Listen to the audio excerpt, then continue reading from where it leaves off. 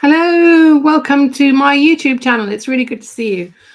I just wanted to warn you before I get really stuck in. My puppy is kind of somewhere around me, around my feet, under my chair, somewhere in my study here, doing something probably that he shouldn't be doing. But anyway, it's really, really lovely to have you with me. Today, we're going to talk about creativity. And creativity is one of those really sort of intangible things. You can't really grab hold of it. It's something which is explained really, really well by the music producer and sort of erstwhile philosopher, Rick Rubin, who I absolutely love.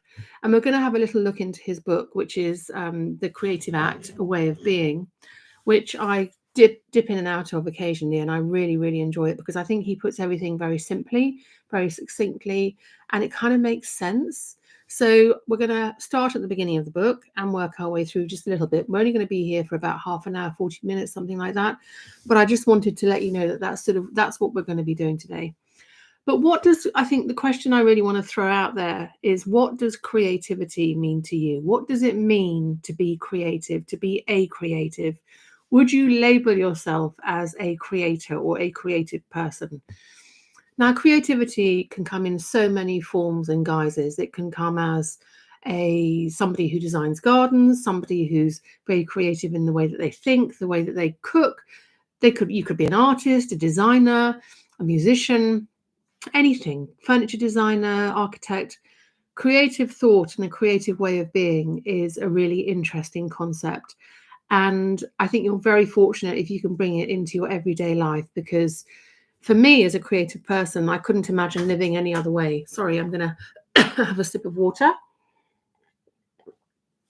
It's been one of those really windy, freezing cold days today, and I've been out. You can see I'm a bit windswept and I'm wrapped up in my cozy jumpers. But yeah, so for me, being a creative person, I couldn't think of doing anything else. I've always been creative. I think creatively. I don't have a very logical mind, and I try and sort of problem solve with the way that I use my creative sort of, probably use my creative license, but use my creative toolbox really. And for other people, being creative might mean that you're just on another planet, that the people can't really relate to you, that they find it difficult to relate, or that you just have so many kind of crazy, wacky ideas, you don't know how to get them down and how to get it out there. Or maybe you're too scared to. There are so many people who've said to me, and I've come across over the years, "Oh, Lisa, I wish I could paint a picture, or I wish I could sew, I wish I could knit a scarf, I wish I could do stained glass," whatever it might be. And I say to them, well, there's no time like the present. Now is better time than any. So let's just crack on and do it. I can remember when I was pregnant in New York with my first child, I decided I wanted to do stained glass making, because why not?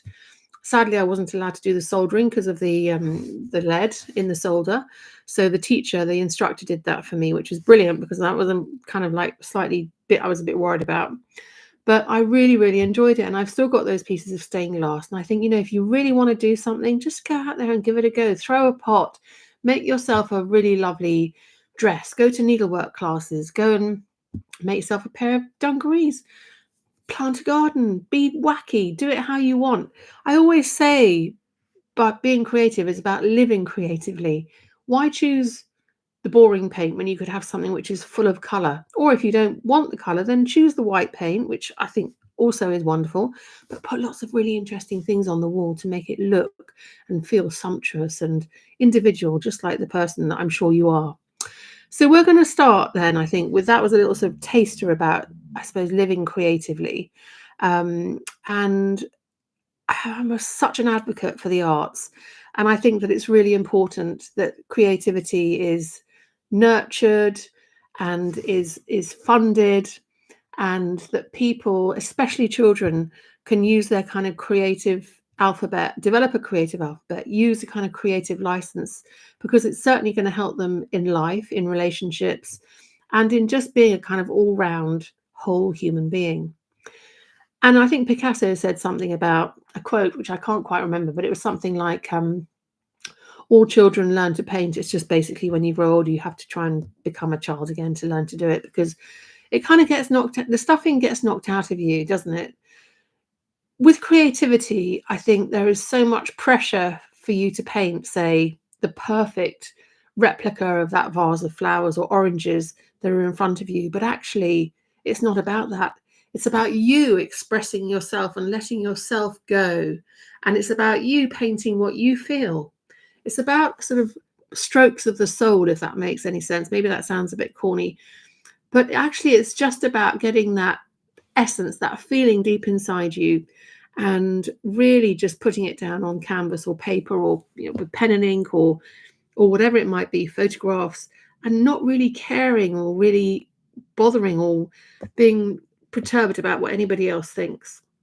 It's very hard to do. It's much easier to say, because I know that we all crave validation. We all crave somebody to say, "Oh, Lisa, that's an amazing painting. That looks just like a butterfly," or "That looks just like your dog," or "That, oh, what a fantastic self-portrait. You've really captured yourself or him or whoever it is." And actually, what you really want people to say, or I think what you should really be looking for, is, "Wow, look at that. I love the way you've used that paint. That's just amazing. I love the way that you've played that song and made it your own." It doesn't have to be exactly the same as the Beatles or the Stones or whatever it is. It is your own. You have to make your own mark. And anyway, that's what I feel. I'm very passionate about that. And I think it's really important not to lay on too much criticism, and just really to be very, very grateful to yourself if you've got the courage to go out there and do it in the first place. And if anybody else has, just make those positive remarks. Don't kind of knock the wind out of their sails. And I think that's especially true when it comes to children, because children can be so easily hurt and damaged by words, especially when they're little. And that's what can stop them in their tracks from carrying on with learning the guitar, or with learning how to do pottery, or whatever it might be. Is that we say something like, "Oh, well, was that really the holly and the ivy? I mean, I didn't really. Are you sure? Didn't you get that chorus wrong or something?" No, no, no, no, no. Don't do it. Don't do it. Right. So we're going to talk about Rick Rubin. And he was born in 1963 in New York. He's a New Yorker, American. And he's kind of like one of the eminent sort of music producers of the last few decades, really. He helped bring hip hop to the norm, producing the Beastie Boys, Ghetto Boys, Run DMC, Public Enemy, LL Cool J, and people like that. But he's also worked with, Lady Gaga, and who else? Let's have a look. All sorts of people. I don't even know half these people's names. But he's been working since 2021 on a documentary series about Paul McCartney. So he's also a bit of a philosopher. I think he might live in somewhere like Hawaii now. And he's a real philosopher, and he's got one of those most amazing voices, which when you listen to him speak, you kind of just go into this sort of totally relaxed, chill out mode. And what he has to say about creativity in his book, The Creative Act, is brilliant, because it is so sort of like, it's just so simple and easy to follow. And I know when I read it, when I've been reading it, you can dip in and out of it as well. You don't have to read it from start to finish. But when I started reading it, I really got the idea in my head. Actually, I can do this. I know I can do it because I do creative stuff. But do you know what? I can get other people to do it too, and that's what's important. To encourage you guys and to encourage people out there to really get stuck in, roll your sleeves up, and get stuck in. Get down in that mud, get down in that clay, get down in that cookery, whatever it is you're making, the chocolate brownies or the pastry or whatever it is you're doing, or knitting that sweater. Get down and do it, because there's no time like the present. So I'm going to start from the beginning of this book, because we haven't got that long, but I think he says some really interesting things. First, at the beginning, it says, "The object isn't to make art, it's to be in that wonderful state which makes art inevitable." And that's Robert Henri. Now, that wonderful state, is that a state of bliss? Is that a state of euphoria? Is that a state of sort of disconnect from reality, so that you're in your absolute element? You're absolutely living in the authentic you, deep, deep, deep inside you, digging deep into your subconscious, into your memory, and just letting it flow. And maybe that's what that means. It's that wonderful state of making art inevitable. Have you ever felt that? Have you ever felt in life sometimes that you just think, gosh, I'm really in the flow. I'm really, really in the flow of things now. I can really, it just feels so simple. Everything just is falling into place. I remember once in an exam, in my English exam, I felt that. I thought, gosh, someone has written this paper for me. I know all the answers. And I was really in the flow. And I think that's probably that feeling that you're in that absolute state of complete connectedness to everything around you and kind of like totally on what you're supposed to be doing. So this is a little like preface that he's written, which I really like. Nothing in this book is known to be true. It's a reflection of what I've noticed. No facts so much as thoughts. Some ideas may resonate, others may not. A few may awaken an inner knowing you forgot you had. Use what's helpful, let go of the rest. Each of these moments is an invitation to further inquiry, looking deeper, zooming out or in, opening possibilities for a new way of being. I think that's a kind of very generous intro, because it really, what he's saying is, you know what? A lot of the stuff I'm writing might not mean anything to you. It might not resonate with you. It might feel like nonsense to you, and it might not be anything that you could use or do anything with. So just leave it at the door. Don't even bother to drag it around with you. Just take what you need. Just take what you need. It could be just a few simple things, a few words, a few sentences, a little bit from a little paragraph from the book. And if that works for you, then fantastic. Take it, run with it, use it, do something with it. So he starts off by saying, everyone is a creator. Those who do not engage in the traditional arts might be wary of calling themselves artists. They might perceive creativity as something extraordinary or beyond their capabilities, a calling for the special few who are born with these gifts. Oh yeah, saying, oh, he's such a genius, or she's so amazing, she's so clever, she's such a genius, such a prodigy. Fortunately, this is not the case. Creativity is not a rare ability. It's not difficult to access. Creativity is a fundamental aspect of being human. It's our birthright, and it's for all of us. Creativity doesn't exclusively relate to making art. We all engage in this act on a daily basis. To create is to bring something into existence that wasn't there before. It could be a conversation, the solution to a problem, a note to a friend, the rearrangement of furniture in a room, a new route home to avoid a traffic jam. What you make doesn't have to be witnessed, recorded, sold, or encased in glass for it to be a work of art.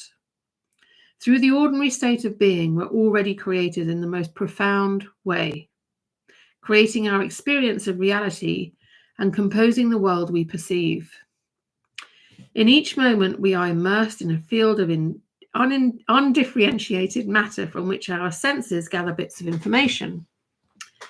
The outside universe we perceive doesn't exist as such. Through a series of electrical and chemical reactions, we generate a reality internally. We create forests and oceans, warmth and cold. We read words, hear voices, and form interpretations. Then, in an instant, we produce a response. All of this in a world of our own creation. Regardless of whether or not we're formally making art, we are all living as artists. We perceive, filter, and collect data, then curate an experience for ourselves and others based on this information set.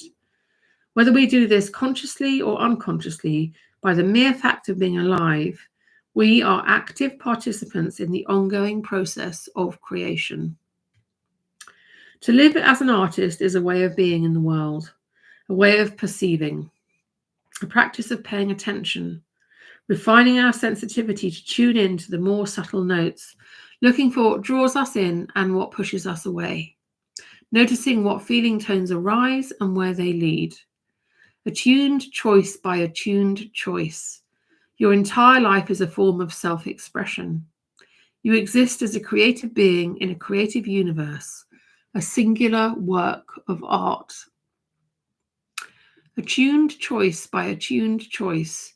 Your entire life is a form of self-expression. You exist as a creative being in a creative universe, a singular work of art. I wonder when the last time was that you considered yourself to be a singular work of art. Do you look at yourself as a work of art? Do you look at yourself as being a unique masterpiece? If you were a work of art, what work of art would you be? Would you be the Mona Lisa? Would you be the Laughing Cavalier? Would you be a Jackson Pollock or an Impressionist painting by Monet? Would you be a piece of abstract art by one of the great abstract expressionists from America, like Willem de Kooning, for instance? Would you be a portrait at all? Would you be a landscape painting? What would you be? Would you be colourful? Would you be a black and white print? Would you be a drawing, a pen and ink? Wow, it's interesting to think, isn't it? What would you be if you were a work of art? I think if you take that concept and put it into your body, you are a unique museum piece. You are a unique exhibit. And inside you, you have everything. You have all the ingredients to let that pour out and come out and actually to be creative and to produce something from the ingredients of who you are, and to show that to the world, or just to put it on your wall, or just to make a little card for somebody or a little note. It's just so wonderful, isn't it, to think that we are capable of that.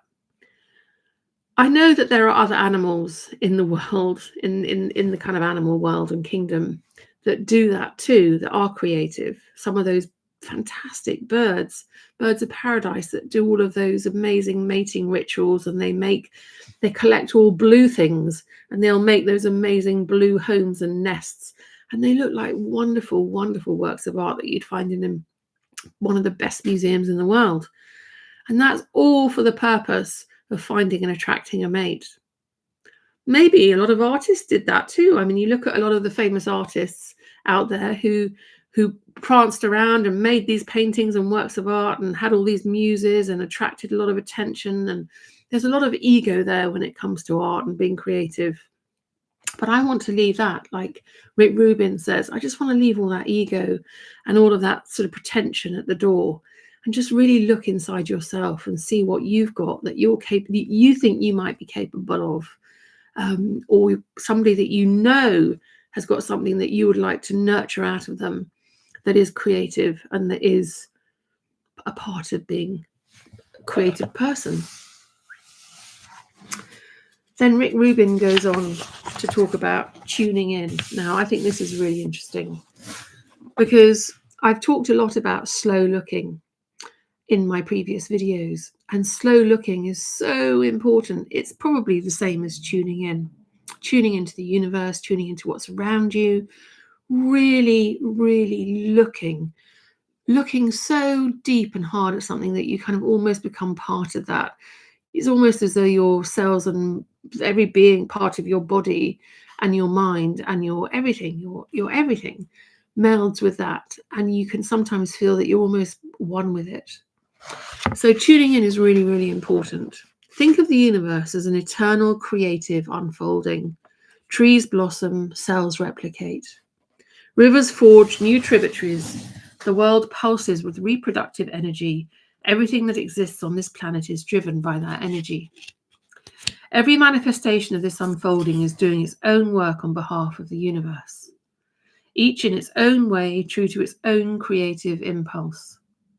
Just as trees grow flowers and fruits, humanity creates works of art. The Golden Gate Bridge, the White Album, Guernica, Hagia Sophia, the Sphinx, the Space Shuttle, the Autobahn, Clair de Lune, the Colosseum in Rome, the Phillips screwdriver, the iPad, Philadelphia cheesecake. Look around you. There are so many remarkable accomplishments to appreciate. And I suppose when you look at all of those things, somebody somewhere has had to be creative in their thought process and putting that into action to make those things in the first place. Each of these is humanity being true to itself. There comes the authenticity again.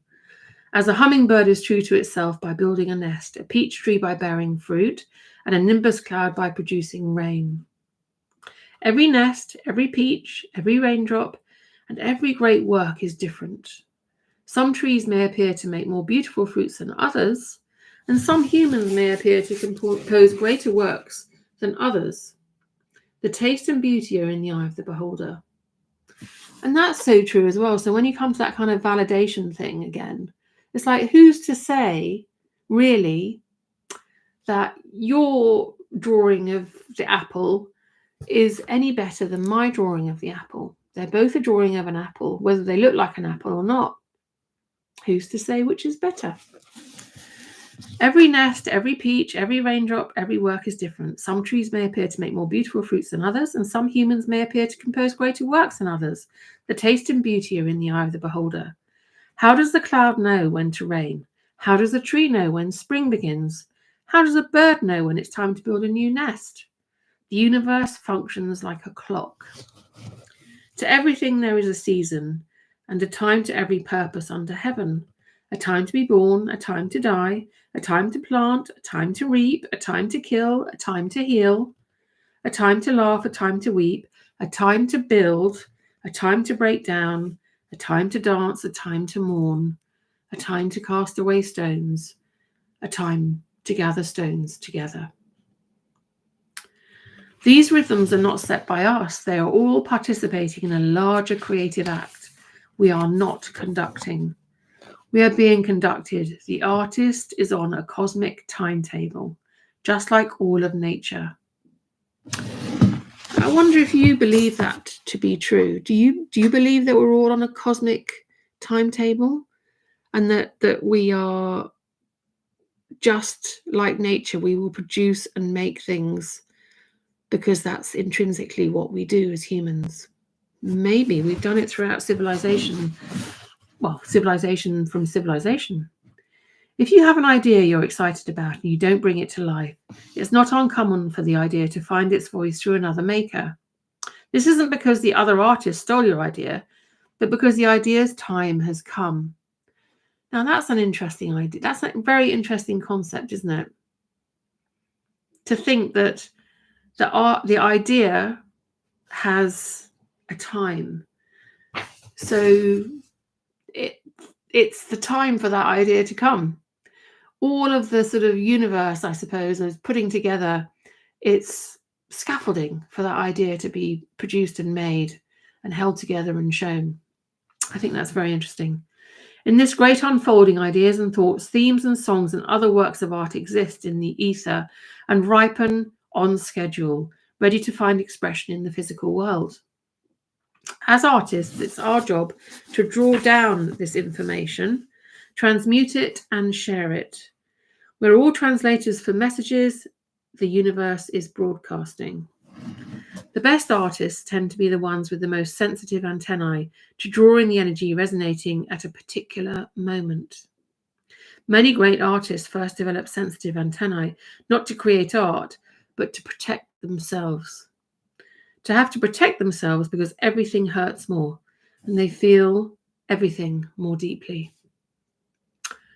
I think that's a very, very true observation. Most of the people I know who are creative people feel things, are very sensitive, and talk about the idea of deep looking. When you're really deep looking at things, you're actually connecting on a very sort of cellular level with something. And that can sometimes be very painful.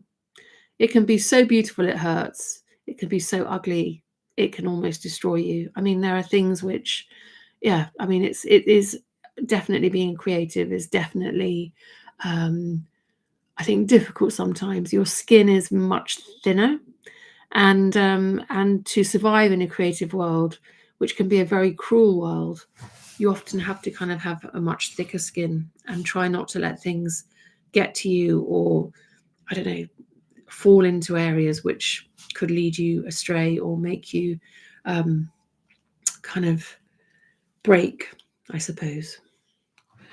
Often art arrives in movements: Bauhaus architecture, abstract expressionism, French New Wave cinema, beat poetry, punk rock, to name a few from recent history. These movements appear like a wave. Some artists are able to read the culture and position themselves to ride that swell. Others might see the wave and choose to swim against the current. That would be me, I think. We are all antennae for creative thought. Some transmissions come on strong, others are more faint. If your antennae isn't sensitively tuned, you're likely to lose the data in the noise. Particularly since the signals coming through are of 10 more subtle than particularly since the signals coming through are often more subtle than the content we collect through sensory awareness. They are energetic more than tactile, intuitively perceived more than consciously recorded. Most of the time, we're getting data from the world through the five senses.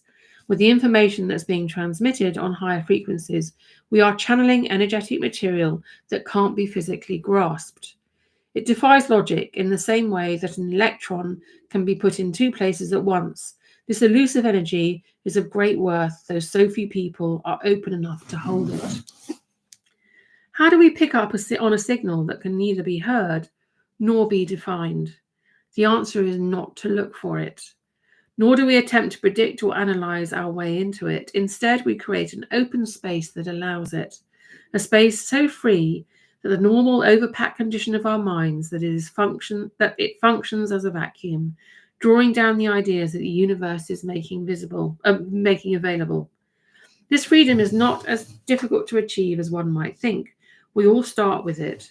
As children, we experience less interference between receiving ideas and internalizing them. Things when you're a child are far more simple, aren't they? They are a right or a wrong, a yes or a no. Sometimes they can be a bit confusing, though, I have to say. We accept new information with delight instead of making comparisons to what we already believe, well, because we just don't know. We live in the moment rather than worrying about future consequences. Not everybody does, not every child, but yes, I get that. We are spontaneous more than analytical. We are curious and not jaded, that's for sure. Even the most ordinary experiences in life are met with a sense of awe. Deep sadness and intense excitement come within moments of each other. There's no facade and no attachment to a story. Artists who are able to continually create great works through their lives often manage to preserve these childlike qualities. It's what Picasso said, isn't it? Keeping that childlike quality, which is what I mentioned earlier. Practicing a way of being that allows you to see through the world, it allows you to see the world through uncorrupted, innocent eyes, can free you to act in concert with the universe's timetable. And the last bit I'm going to read from the book, it says, there's a time for certain ideas to arrive, and they find a way to express themselves through us. So that's what I'm going to read today from that book.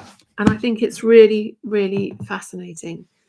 And it really resonates with me because it is about keeping the innocence of a child. It is about having the confidence and the drive and motivation to just go out and do it and not really care what anybody thinks. I mean, join your local Stitch and Bitch group. Go and sign up to an art class. I mean, you could go out and just dig a flower bed in your garden or plant some pots on your veranda or your patio or your balcony or plant a little planter in your kitchen and stick some herbs in it. That's all part of having a creative act. It's all intention, isn't it? You plant the herbs in your little planter on your windowsill in your kitchen because you know you're going to use them to make some of the most delicious food, which you're going to share and impress everybody with. And that is part of your creative act. That is part of being human. So I am going to finish there. And I hope you enjoyed that little interlude this evening. And please, please, please do comment and share with your friends or your family And, subscribe to my channel if you haven't already subscribed. I hope you have. And do let me know what you would like me to broadcast next week. I'm going to be trying to do a broadcast every week, a live one, maybe 2. Who knows? Who knows how it goes, and who knows what people want.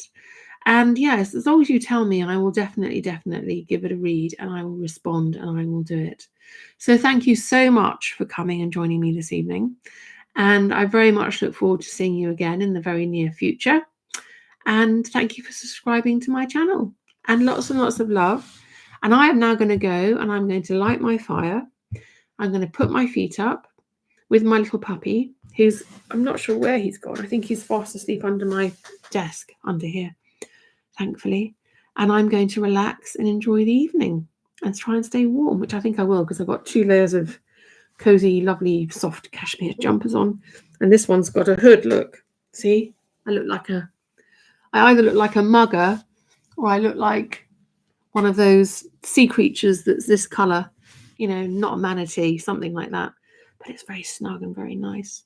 Anyway, I'm going to say goodnight to you. Lots and lots of love. Big kiss from me. Take care. Bye. I hope you have a lovely evening, whatever you're doing. And don't forget, please do put some comments and some ideas in for me. I love your inspiration and I love your thoughts. Bye-bye.